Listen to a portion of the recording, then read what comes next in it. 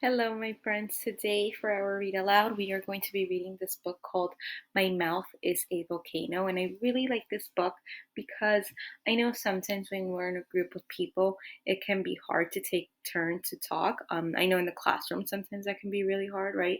When you want to share something and you have to be patient to share your thought. And I know sometimes when I'm at home and I'm maybe like eating dinner, or sometimes when I'm with Mr. Padilla, but he's working. I really, really want to tell him something, but I need to think and be respectful of other people's um, time while they're talking to other friends or if they're maybe sharing an idea, right? So I wanted to read this book because it helps me a lot think about when is it my turn to talk and how can I really, really be strong and wait my turn when it's time for me to talk. Okay, this is called My Mouth is a Volcano. It's written by Julia Cook. She's an author, right? And it's illustrated by Carrie Hartman. What does the illustrator do? Does anybody remember? Yeah, the illustrator draws the pictures, right? So we have two different people that are doing two different jobs for this book. And sometimes there are books where the author is also the illustrator and he does both the jobs. My name is Louis. People say I erupt a lot.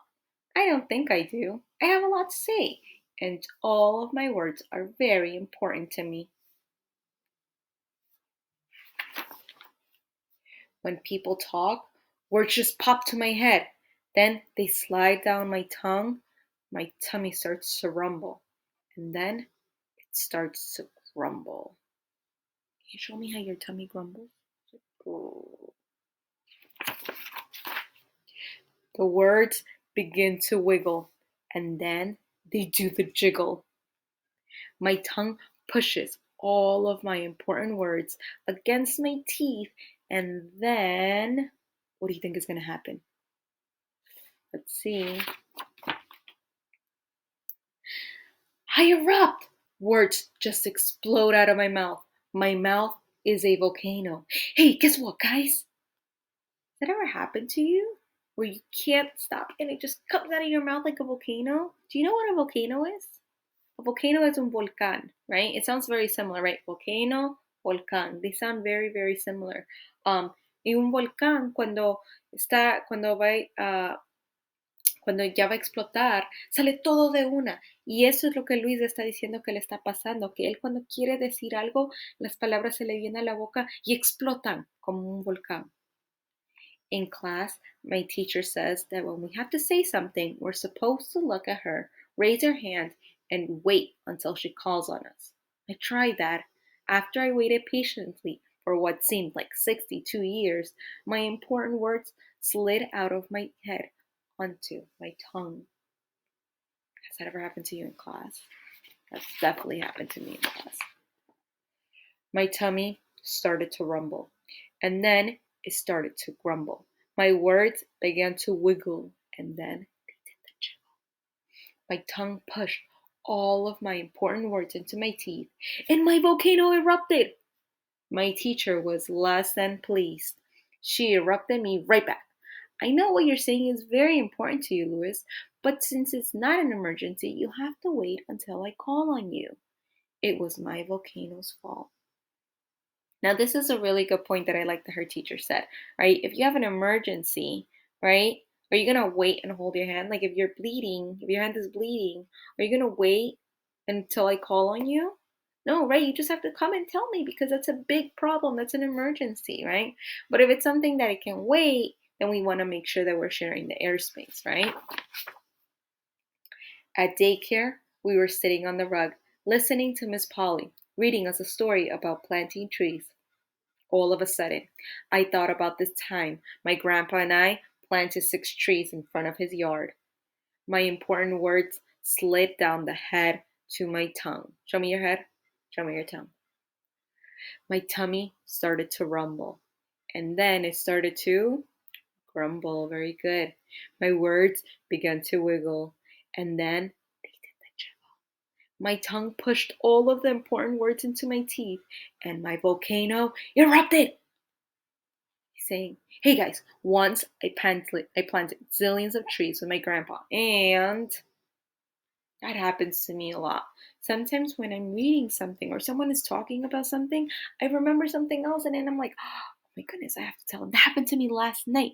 I was with Mr. Padilla and we were eating dinner and he was telling me the story about one of his students. And then I remembered a story about one of my students and then he said, oh, that happened to me too. And then I had to stop because I didn't want to interrupt him, right? I didn't want my volcano to erupt. So I had to be patient and wait for him to finish. And then I told him my story. I got a timeout. It was my volcano's fault. During dinner, Mom and Dad were talking about paying the bills. Then I thought about my friend Bill. Bill can blow a bubble inside of a bubble when he chews 2 pieces of bubble gum. Now that is really important. My important words about Bill slid down my head and onto my, what is it called? Tongue. Very nice. My tummy started to rumble, and then it started to grumble. My words began to wiggle, and then they did the jiggle. My tongue pushed all the very important words into my teeth, and my volcano erupted. Louis, my mom said, you interrupted again. If somebody else is talking and you don't have an emergency, you have to wait your turn. But mom, my words, they slid down my head onto my tongue, and then my tummy starts to rumble. Louis, you did it again. What do you think this friend can do so that he can be more patient when other friends are talking? What would be a good advice for him? Because you are all really good at being patient. What do you think we can tell Louis? Maybe if we can tell him, maybe he can count in his brain. So when he feels his words starting to go to his head and onto his tongue, he can count. Okay, let me breathe and count. So he could be more patient. What do you think? Maybe. Let's see.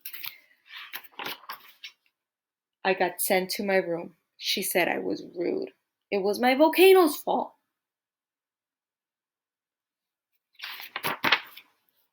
The next day at school was my very important day. I had been waiting for about 126 weeks to be student star of my class. This is my special moment. I got to share my poster with my class that had pictures of all my favorite things.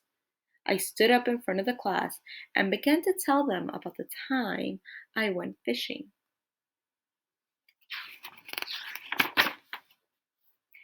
Halfway through the story, Richard started telling about when he was in the deep sea fishing in Mexico. His story must have been better than mine because everyone started looking at him. He was stealing my important words.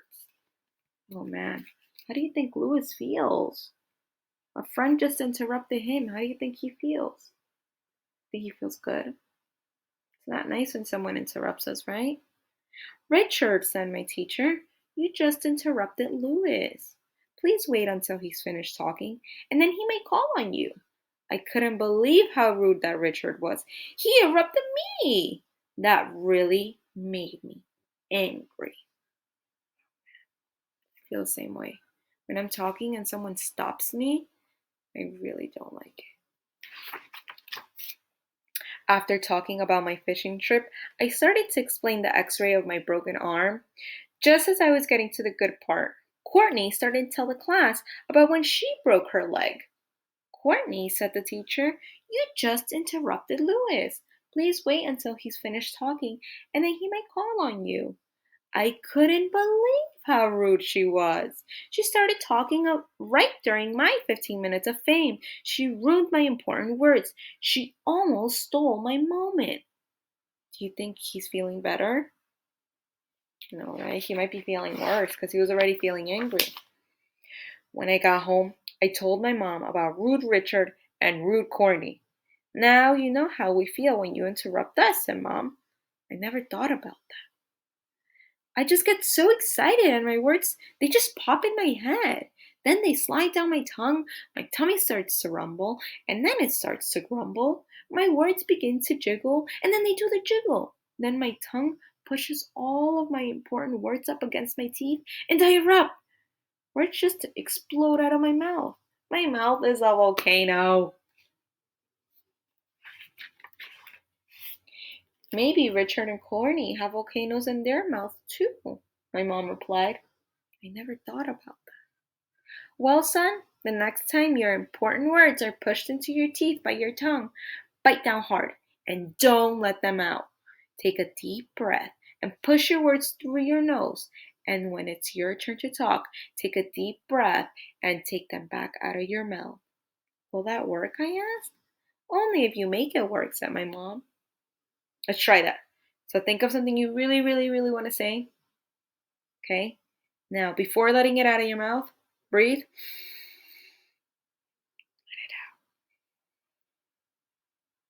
And then when you want to say the words again, breathe.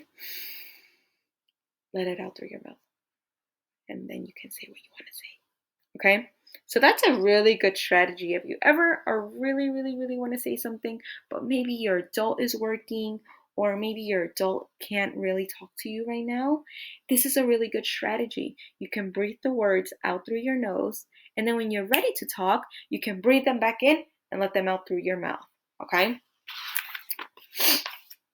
That night at the dinner table, my sister Sylvia was in the middle of one of her long girl stories when my important words began to slip down from my head and my volcano started to do the thing. Just as my tongue started to push my words out through my teeth, I bit really hard. Then I breathed my words out through my nose.